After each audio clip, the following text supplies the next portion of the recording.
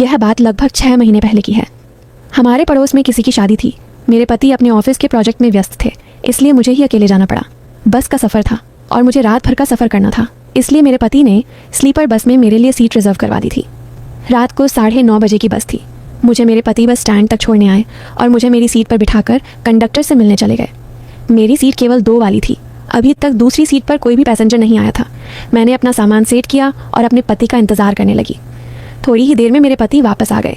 इनके साथ नीली शर्ट में एक आदमी भी आया, यानी वह कंडक्टर था। इसकी उम्र करीब 35 साल थी। रंग सांवला और कद मीडियम लेकिन आकर्षक लग रहा था। अरे बाप रे! लेकिन उससे पहले वीडियो को अभी लाइक कर दो और नीचे लाल सब्सक्राइब बटन दबाकर चैनल को सब्सक्राइब कर दो। जो लोग अब भी सब्सक्राइब करेंगे उन्हें मैं रात में कॉल करूँगी, इसलिए जल्दी से सब्सक्राइब कर लो। तो देर मत करो, जल्दी से सब्सक्राइब कर लो। जो अब कहानी आगे बढ़ाते हैं। मेरे पति ने इससे मेरा परिचय करवाया। वह आदमी केवल देखने में ही अच्छा नहीं था, बल्कि बातचीत करने में भी सज्जन लग रहा था। इसने मुझसे कहा, माइंड मत कीजिए मैडम, मैं इसी बस में हूँ। कोई भी परेशानी हो तो मुझे बता दीजिएगा, मैं हाजिर हो जाऊँगा। आपके साथ वाली सीट खाली है। अगर कोई पैसेंजर आया भी तो कोई महिला ही आएगी, इसलिए आप निश्चिंत होकर आराम कर सकती हैं। इसकी बातों से मुझे और मेरे पति को भी राहत मिल गई। बस चलने वाली थी, इसलिए मेरे पति बस से नीचे उतर गए। इसी समय बस चल दी। मैंने अपने पति को खिड़की से हाथ हिलाया। दोस्तों, मुझे आज अपने पति से दूर जाने में बिल्कुल अच्छा नहीं लग रहा था। इसका कारण यह था कि मेरी इच्छाएं अभी ताज़ा थीं और जैसा कि आप सब लोग जानते हैं, ऐसे दिनों में मन की चाहत कितनी गहरी हो जाती है। मैं अपने पति के साथ समय बिताना चाहती थी, लेकिन अचानक मुझे बाहर जाना पड़ रहा था। इसी कारण से मैं मन ही मन उदास थी। तभी बस में वो आकर्षक कंडक्टर आ गया। इसने कहा, मैडम आप अपना सामान ठीक कर लीजिए, मैं कुछ देर में आता हूँ, तब आपकी टिकट चेक कर लूँगा। इसके जाने के बाद मैंने सोचा कि चलो हल्के कपड़े बदल लेती हूँ, क्योंकि रात भर का सफ़र था और मुझे साड़ी में आराम नहीं आता। और यह सोचकर मैंने अपना बैग खोला तो सर पकड़ लिया, क्योंकि मैं जल्दबाजी में हल्का दुपट्टा तो ले आई थी। 2 मिनट मेरी अंतरात्मा ने मुझे एक नया रास्ता दिखा दिया। मैंने सोचा क्यों ना आज इस आकर्षक नौजवान के साथ कुछ पलों का साथ लिया जाए। यह बात दिमाग में आते ही मैंने वो हल्का दुपट्टा संभाल लिया और तैयारी कर ली। सारी तैयारी करने के बाद मैं अपनी सीट पर लेट गई और किताब पढ़ते हुए कंडक्टर का इंतज़ार करने लगी।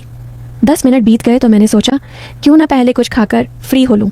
यह सोचकर मैंने अपना खाना निकाल लिया जो मैं घर से साथ लाई थी। खाना शुरू करते ही मैंने सोचा कि खाने के बीच में कंडक्टर टिकट चेक करने आ गया तो बीच में उठकर टिकट निकालना पड़ेगा। यह सोचकर मैंने अपने बैग से टिकट निकाल लिया। टिकट हाथ में आते ही मेरी आंखों के सामने इस कंडक्टर का आकर्षक व्यक्तित्व घूम गया और मेरे अंदर की औरत ने अपना काम करना शुरू कर दी। पूरी तैयारी के बाद मैं खाना खाने लगी। तभी बस का दरवाज़ा खुला और कंडक्टर अंदर आ गया। अंदर आते ही मुझे हल्के कपड़ों में देखकर बेचारे को घबराहट हुई। वह बिल्कुल हड़बड़ा के और इधर उधर देखने लगा। अरे बाप रे! लेकिन उससे पहले वीडियो को अभी लाइक कर दो और नीचे लाल सब्सक्राइब बटन दबाकर चैनल को सब्सक्राइब कर दो। जो लोग अभी सब्सक्राइब करेंगे उन्हें मैं रात में कॉल करूंगी, इसलिए जल्दी से सब्सक्राइब कर लो। तो देर मत करो, जल्दी से सब्सक्राइब कर लो। चलो अब कहानी आगे बढ़ाते हैं।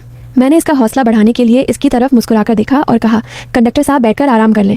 आप मेरी बात सुनते ही वो बोला, नहीं मैडम आप खा लीजिए, मैं तो बस आपकी टिकट चेक करने आया था। कोई बात नहीं, मैं कुछ देर बाद आ जाऊँगा, आप आराम से खा लीजिए। मैंने इसे फिर कोशिश की। सामने वाली सीट पर बैठने का इशारा करते हुए कहा कि आप बैठो ना, मैं अभी आपको टिकट दिखाती हूँ। यह कहकर मैंने अपना खाने का डिब्बा नीचे रख दिया और टिकट ढूंढने का नाटक करने लगी। ये सब करते हुए मैं बार बार नीचे झुक रही थी ताकि वो जी भर कर देख ले। ये सारी हरकतें करते हुए मैं ये इंतज़ार कर रही थी कि वो खुद मेरे लिए रखे हुए टिकट को देख लें। और हुआ भी ऐसे ही।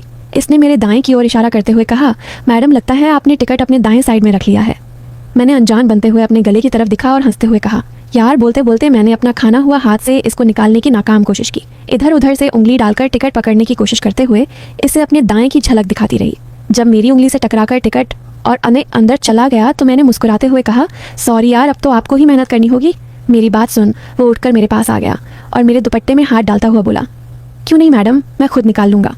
यह बात कहते हुए बड़ी अदा से मुस्कुरा उठा था। इसने डरते डरते मेरे दुपट्टे के अंदर हाथ डाला और टिकट पकड़कर बाहर खींचने की कोशिश करने लगा। वो बेचारा टिकट निकालने से डर रहा था, इसलिए मैंने इसको इशारा किया और बोली, हाथ डाल। हाँ, अब टिकट हाथ डालकर निकालना प्लीज़। मेरी यह बात सुनते ही इसके हौसले बुलंद हो गए। मैं तो यही चाहती थी, इसलिए मैं इसकी तरफ देखकर मुस्कुराने लगी। मुझे मुस्कुराता देखकर वह खुश हो गया। इसके बाद इसने टिकट निकालकर चेक की और मेरी तरफ इशारा करते हुए बोला, आप खाना खा लीजिए, मैं बाकी पैसेंजर्स को चेक करके अभी आता हूँ। मैंने भी इसको खुला निमंत्रण देते कहा, जल्दी आना। वो मुस्कुराता हुआ जल्दी से बाहर निकल गया। मैंने भी जल्दी जल्दी अपना खाना खाया और बड़ी बेसब्री से इसका इंतज़ार करने लगी। जितनी जल्दी मुझे थी इतनी ही इसे भी थी, इसलिए वह भी 10 मिनट में ही वापस आ गया। अंदर आते ही इसने बस के हिस्से को अंदर से बंद कर लिया। मेरे करीब आकर मुझसे बोला, आओ मैडम, आज आपको स्लीपर बस का पूरा आराम दिलवाऊंगा। मैंने भी हाँ कह दिया। करीब 3-4 मिनट के बाद वो अलग हुआ। लंबी सांस लेते हुए बोला, मैडम एक प्रॉब्लम है। मैंने पूछा क्यों, क्या हुआ? मेरे साथ मेरा एक साथी है और उसी हिस्से में है। अगर मैं इसको ज़्यादा देर दिखाई नहीं दूंगा तो मुझे ढूंढता हुआ यहाँ आ जाएगा। बोला अगर आप इजाज़त दे तो क्या इसको भी बुला लूँ?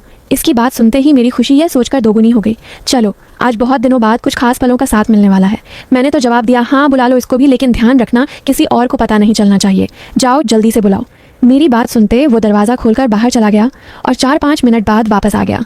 इसके साथ एक आदमी और था। यह नया बंदा करीब 25 साल की उम्र का था। रंग गोरा लेकिन शक्ल साधारण थी, बस थोड़ा दुबला था। इन दोनों ने अंदर आते ही हिस्से को बंद कर लिया और दोनों मेरे पास आकर खड़े हो गए। पुराने वाले कंडक्टर ने, जिसका नाम मुझे अभी तक नहीं पता था, इसने अपने साथी से मुझे परिचय करवाया। मैडम ये मेरा दोस्त राहुल। मैंने खड़े होते हुए इसे हाथ मिलाया। पुराने वाले से बोली ये तो ठीक है, पर तुमने अभी तक अपना नाम तो बताया ही नहीं। मेरी बात पर मुस्कुराते हुए बोला मैडम मुझे विक्रम कहते हैं, वैसे आप मुझे विक्की भी बुला सकती हैं। मैंने इन दोनों से कहा विक्रम तुम्हारा नाम तो अच्छा है, लेकिन यार तुम लोगों ने ये मैडम मैडम क्या लगा रखा है?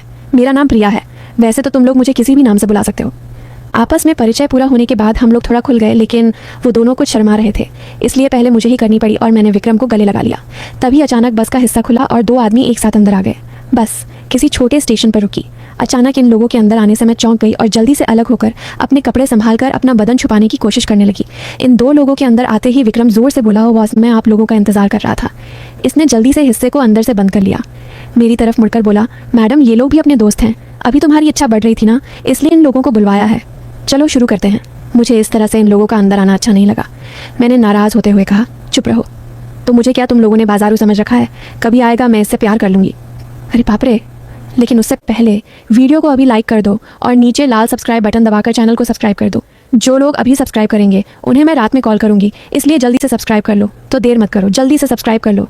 चलो अब कहानी आगे बढ़ाते हैं। तुम लोग अभी मेरे हिस्से से बाहर चले जाओ, नहीं तो मैं शोर मचा दूंगी।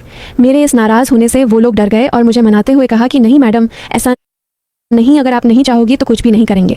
जो लोग अभी अंदर आए थे इनमें से एक ने कहा नहीं मैडम हमें तो अगर आपको बुरा लगता है तो हम लोग बाहर चले जाते हैं, प्लीज़ आप शोर मत मचाना, हमारी नौकरी चली जाएगी। इस तरह वो चारों ही मुझे मनाने में लग गए थे। मैं मन ही मन में सोचा कि अब इन लोगों ने मुझे तो देख ही लिया, अभी तक अपना काम भी नहीं हुआ, सुबह तो बस से उतर चले ही जाना है, फिर ये लोग कौन सा कभी दोबारा मिलने वाले हैं। ये सोचकर मैंने इनको डराते हुए कहा ठीक है मैं तुम लोगों को केवल आधा घंटे का समय देती हूँ, तुम लोग जल्दी जल्दी अपना काम करो और यहाँ से निकल जाओ, अब कोई और हिस्से में नहीं आना चाहिए।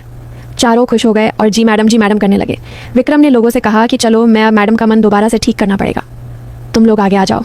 तो दोस्तों यह थी मेरी बस स्टाफ से की हुई दास्तान। अगली बार इससे भी खतरनाक कहानी के लिए तैयार रहे।